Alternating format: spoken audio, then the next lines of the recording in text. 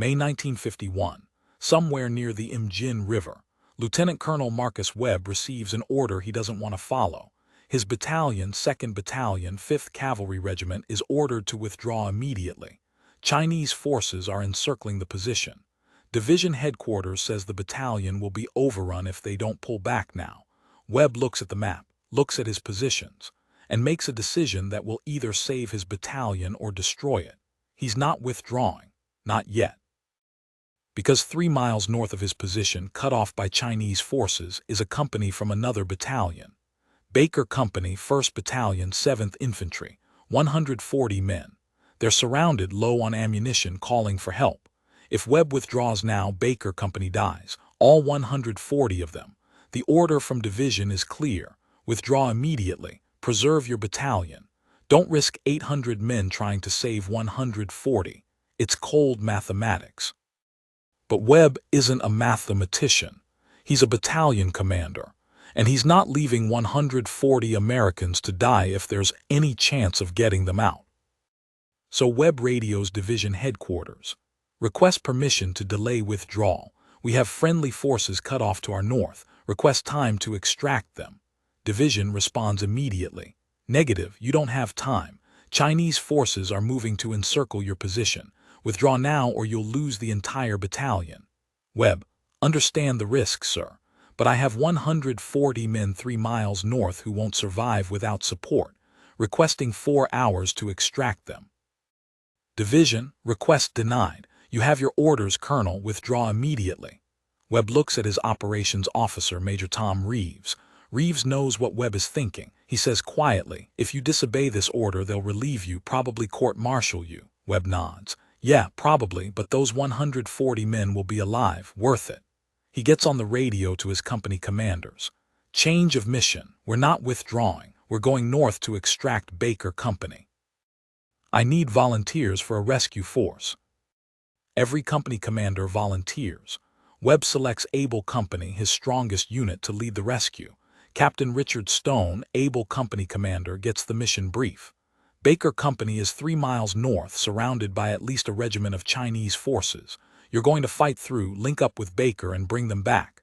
You'll have artillery support as long as I can provide it, but you're going into a hornet's nest. Stone doesn't hesitate. When do we leave? Webb, 30 minutes. Get your men ready. While Able Company prepares, Webb is making other arrangements. He knows division is going to be furious when they realize he's not withdrawing, so he needs to buy time. He orders his communications section to report technical difficulties with the radio net. Can't receive clear transmissions from division. Need time to troubleshoot.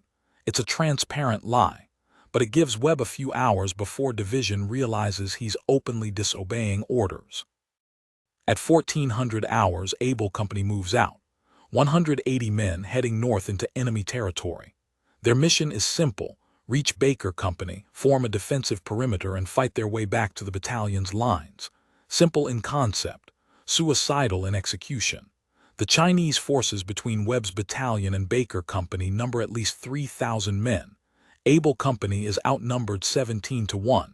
Stone's plan is to move fast, hit hard, and use surprise. The Chinese expect the Americans to be withdrawing, not attacking. Stone is counting on that psychological advantage. For the first hour, it works. Able Company moves through a valley, bypassing Chinese positions.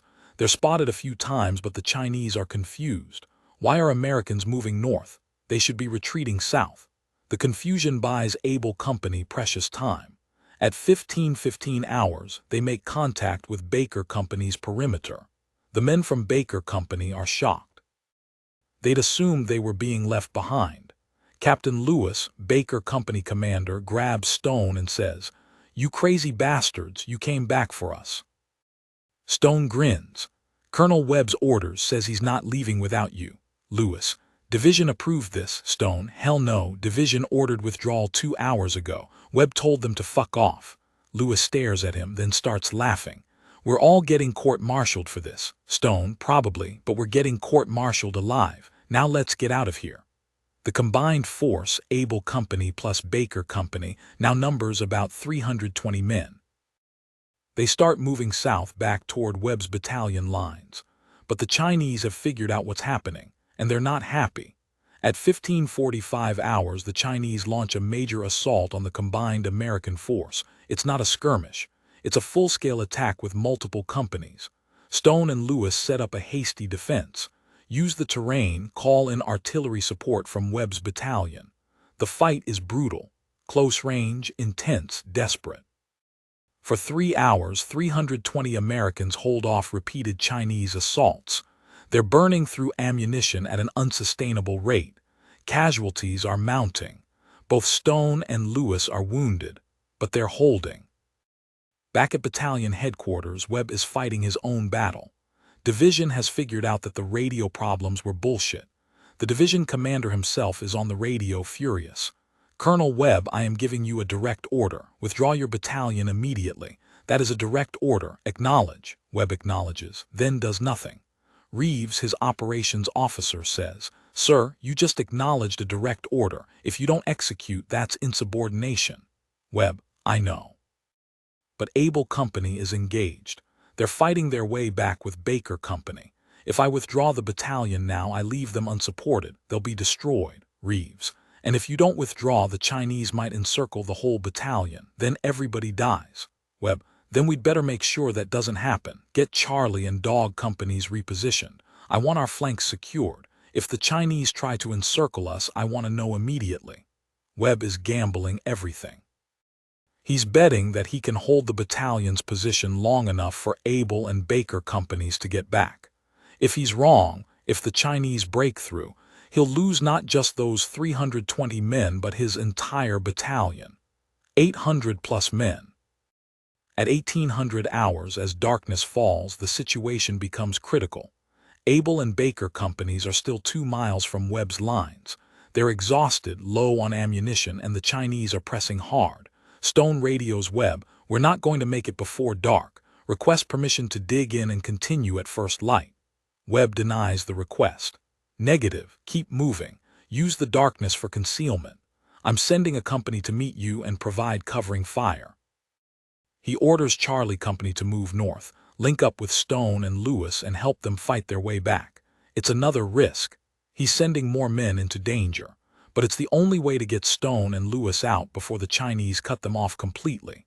Charlie Company moves out at 1830 hours. They cover the 2 miles in 45 minutes, moving fast through the darkness. At 1915 hours, they link up with Able and Baker companies. Now there are 480 Americans moving south together, a substantial force. The Chinese can't overwhelm them easily, but they're trying. The fighting continues through the night. The combined American force is moving and fighting simultaneously. Rear guard actions every few hundred yards, Chinese probing attacks from the flanks, artillery support from Webb's battalion falling just ahead of the Chinese pursuers. It's controlled chaos. At 200 hours, the combined force finally reaches Webb's lines. They've been fighting for 12 hours.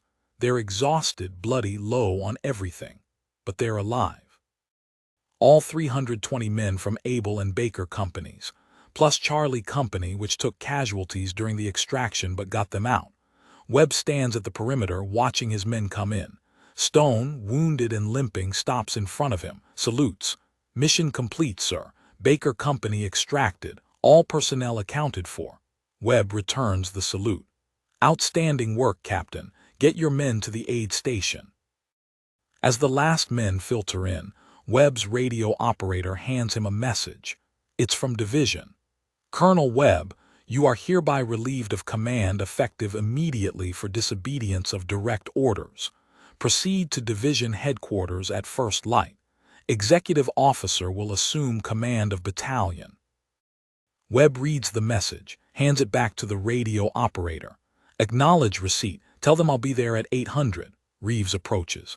"Sir, I'm sorry." Webb shrugs. "Don't be. We got our people out. That's what matters." At 400 hours, with the rescued companies safely within the perimeter, Webb finally gives the order to withdraw. The battalion pulls back in good order, moving south to new defensive positions. The Chinese don't pursue aggressively. They've taken significant casualties and need time to reorganize. By 700 hours, the battalion is in its new position, dug in, secure. Webb turns command over to Reeves and heads to division headquarters. At 800 hours, he reports to the division commander, Major General Thomas Bradley. Bradley is furious. "Colonel Webb, do you understand what you did? You disobeyed a direct order. You endangered your entire battalion. You could have lost 800 men trying to save 140. Webb stands at attention. "Yes, sir, I understand." Bradley, "Then explain to me why the hell you thought you could just ignore my orders." Webb, "Sir, with respect, I didn't ignore your orders. I acknowledged them. I just didn't execute them immediately because I had 140 Americans cut off who would have died if I'd withdrawn on schedule." Bradley, "That's exactly what ignoring orders means, Colonel. You don't get to decide which orders to follow based on your personal judgment. That's not how the Army works." Webb, "Sir, battalion commanders are expected to exercise tactical judgment. I judged that the risk of delaying withdrawal was acceptable given the potential to save 140 lives. I made that judgment. I was right. All 140 men are alive." Bradley, "And if you'd been wrong, if the Chinese had encircled your battalion, what then?" Webb, "Then I'd have been wrong, sir, and I'd take full responsibility, but I wasn't wrong. The mission succeeded." Bradley stares at him, then says, "You arrogant son of a bitch, you think success justifies insubordination." Webb, "No, sir. I think the lives of 140 Americans justify the risk I took. The insubordination is just what I had to accept to save them." Bradley doesn't respond immediately. He's thinking. Finally, he says, "You're relieved of command, that's final, but I'm not court-martialing you, because as much as you piss me off, you got the job done. And those 140 men are alive because you had the balls to disobey me. That counts for something." Webb, "Thank you, sir." Bradley, "Don't thank me. You're being reassigned to a staff position. No more command for you, not in this war anyway. You've proven you can't be trusted to follow orders." Webb accepts the reassignment. He spends the rest of the war in staff positions, planning operations, analyzing intelligence. Important work, but not what he wants. He's a battalion commander. He belongs with troops, not behind a desk, but he accepts it because that was the price of saving Baker Company. In July 1951, Baker Company's survivors organize a collection. They buy Webb a plaque. It says, "To LTC Marcus Webb, who chose his men over his career. Baker Company will never forget." They present it to him at division headquarters. All 140 survivors attend the ceremony. It's not an official event, just soldiers thanking the commander who saved their lives. Webb is moved. He tells them, "You don't owe me anything. I was doing my job, taking care of soldiers. That's what commanders do." One of the Baker Company survivors, a sergeant, responds, "Sir, your job was to follow orders and withdraw. You disobeyed orders to save us. That's not duty, that's sacrifice, and we won't forget it." After the war, Webb returns to the States. He's stuck at lieutenant colonel for the rest of his career, never makes full colonel, never gets another command. The relief and reassignment in Korea basically end his promotion prospects. He retires in 1960 after 22 years of service, goes into education, becomes a high school teacher, and never talks about Korea publicly. But the 140 men he saved talk about it. They tell their families, their friends, anyone who will listen, about the battalion commander who disobeyed orders to save them, who sacrificed his career so they could live. In 1975, the Baker Company survivors organize a reunion. They track down Webb, invite him as the guest of honor. About 80 of the original 140 attend. They're older now, middle-aged, many with families and careers, and they tell Webb what his decision meant. One man says, "Colonel, I have 3 kids. They exist because you didn't leave me in that valley. My whole family owes you everything."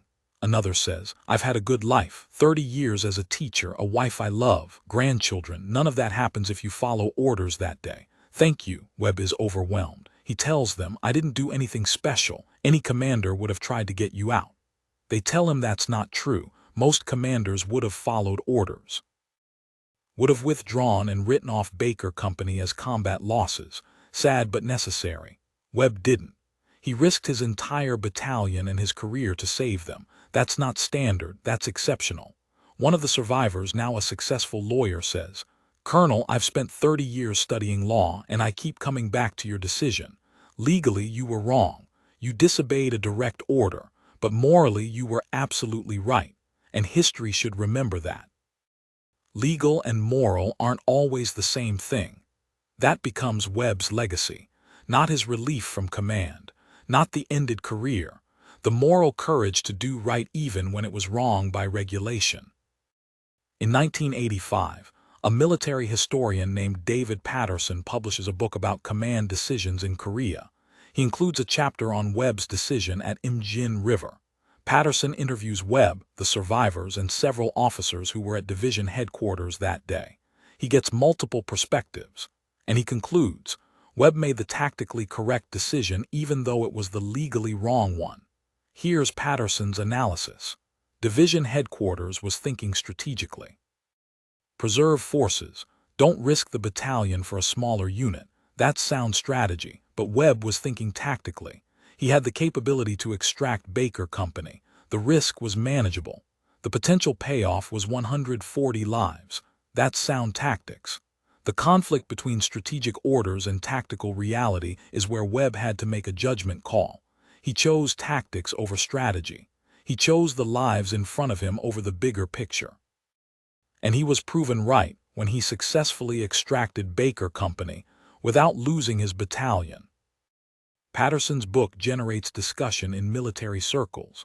Some officers agree with Webb's decision, say he exemplified the principle that commanders take care of their soldiers above all else.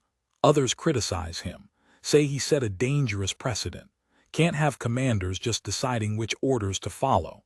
Both positions have merit, which is why Webb's case gets taught at command and staff colleges, not as a simple right or wrong example, but as a complex ethical dilemma.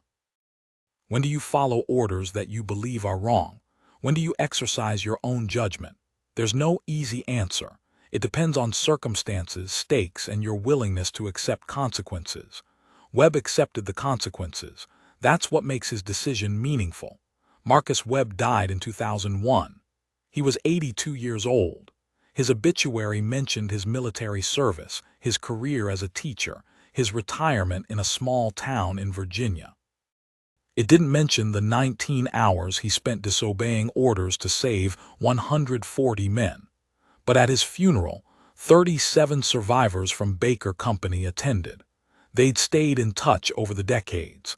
They came from across the country to honor the man who'd saved them. They told Webb's family what he'd meant, about the day he chose their lives over his career, about the years they'd lived because of his decision, about the children and grandchildren who existed because Webb had the courage to disobey.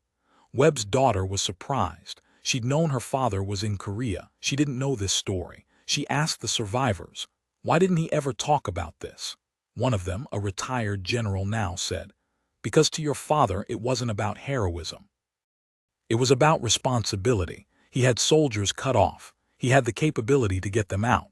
The fact that orders said not to didn't change his responsibility. So he did what he had to do and accepted the consequences.